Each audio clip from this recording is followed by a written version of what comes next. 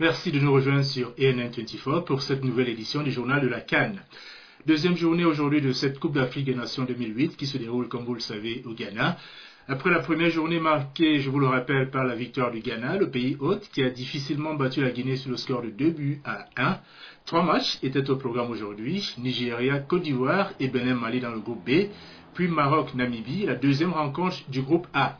Avant de revenir sur les résultats de tous ces matchs, je vous propose tout d'abord de voir ensemble comment la communauté ghanéenne de Londres a vécu la première victoire des Black Stars.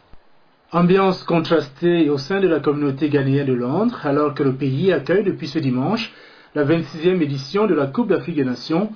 Dans ce magasin ghanéen de Peckham, au sud-est de Londres par exemple, les clients vont et viennent comme d'habitude, même si Adjé pense que cet événement va braquer les projecteurs sur son pays et permettre à ceux qui ne le connaissent pas de le découvrir. It will lift the good name of my country, and those who don't know about Ghana will know Ghana from today. Ambiance radicalement différente dans ce restaurant de Leytonstone à l'est de la capitale britannique, où une bonne trentaine de supporters ghanéens se sont donné rendez-vous pour suivre le match d'ouverture Ghana-Guinée. Après une première mi-temps frustrante, ces fans des Black Stars vont être libérés dès la 54e minute lorsque leur équipe marque sur penalty. Joie de courte durée car les Guinéens parviennent à égaliser quelques 10 minutes plus tard. Les commentaires vont alors bon train au gré des attaques et des occasions manquées de part et d'autre. Nouvelle explosion de joie en toute fin de partie après le coup de patte de Souley Moutari qui libère tout un peuple. Le Ghana a certes remporté son premier match, mais Dieu que ce fut difficile.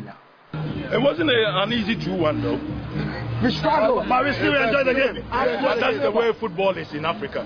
It doesn't matter whether you are the host nation, you play for Chelsea or everybody plays. But there was no Liverpool player playing. That's why we didn't win so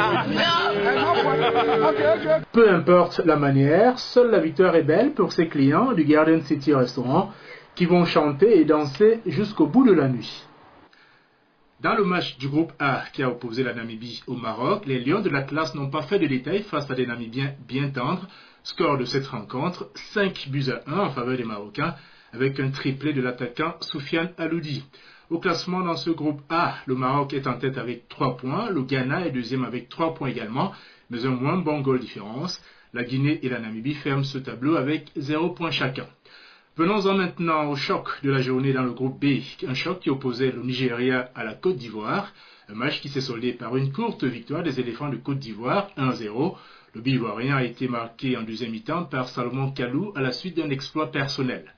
Les Nigérians se retrouvent déjà dos au mur après ces défaites et devront montrer un bien meilleur visage lors de leur prochain match, s'ils ne veulent pas quitter la compétition dès le premier tour.